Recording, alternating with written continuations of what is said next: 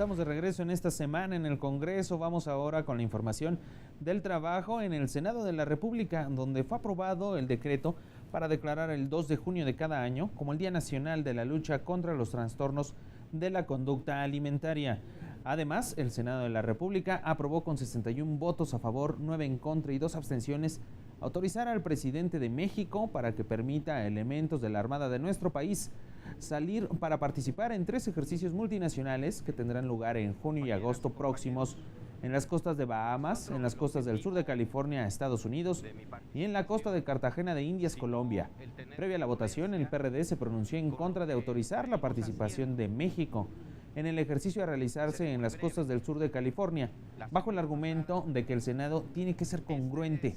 con el pronunciamiento emitido la semana pasada, rechazando la postura del presidente Donald Trump hacia México y los migrantes. Su propuesta fue rechazada por el Pleno. Para no contradecirnos en este Senado de la República, estamos pidiendo, por un lado, a la Presidencia de la República suspender la cooperación con Estados Unidos y, por otro, estamos autorizando aquí para que las tropas asistan a un ejercicio justamente en Estados Unidos. Se aprobó por unanimidad de 79 votos declarar el día 28 de noviembre de cada año como Día Nacional de las Personas Sordas. Esto con el objetivo de sensibilizar a la sociedad con respecto a la promoción, protección y garantía de las personas con discapacidad auditiva. En otras cosas, la encuesta nacional de salud y nutrición reveló que 25% de mujeres encuestadas entre 15 y 18 años han dejado de comer por 12 horas por miedo a engordar, y 1 de cada 10 alumnos varones de bachillerato recurre al ayuno como método contra la obesidad o sobrepeso. Es por ello que el Pleno del Senado aprobó con 74 votos a favor y 1 abstención el declarar el 2 de junio de cada año como el Día Nacional de la Lucha contra los Trastornos de la Conducta Alimentaria. Un día aquí en México donde reflexionemos tanto el sector salud, también la parte educativa, padres de familia, y en donde incide más este problema que es en la población joven, reflexionar sobre el problema que ya es un problema de salud pública en México en relación a los trastornos de la conducta alimentaria. Los días nacionales sí son importantes, y les voy a decir por qué. Son importantes porque hacen que cada año estemos generando conciencia. Son importantes porque nos permiten tener diagnósticos y poder ver sobre todo qué tipo de legislación debemos seguir impulsando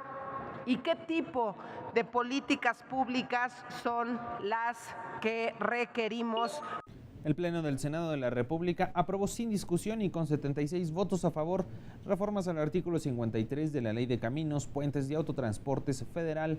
a fin de prever que las terminales de origen y destino de pasajeros deberán contar al menos con instalaciones adecuadas para el ascenso, espera y descenso de pasajeros, así como con instalaciones sanitarias de uso gratuito para todos aquellos pasajeros, de conformidad con los reglamentos respectivos.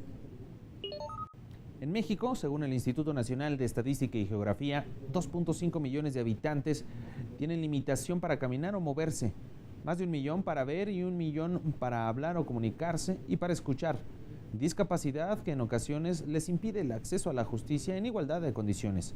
Es por ello que el Senado aprobó con 78 votos a favor reformas a la Ley General para la Inclusión de las Personas con Discapacidad.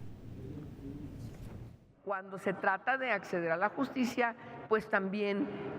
sigue prevaleciendo una discriminación, y en ese orden de ideas las personas con discapacidad enfrentan diferentes obstáculos que dificultan el pleno ejercicio de sus derechos cuando participan sobre todo en los procesos judiciales y o administrativos. Estas reformas tienen por objeto promover la eliminación de cualquier resquicio de barrera a la que enfrentan las personas con discapacidad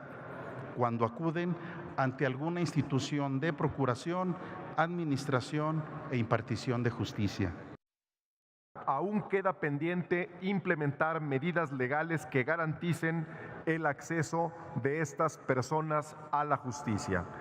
Y es justamente en el ámbito del sistema de justicia, donde se han identificado las principales barreras que enfrentan estas personas o estos grupos de personas con discapacidad.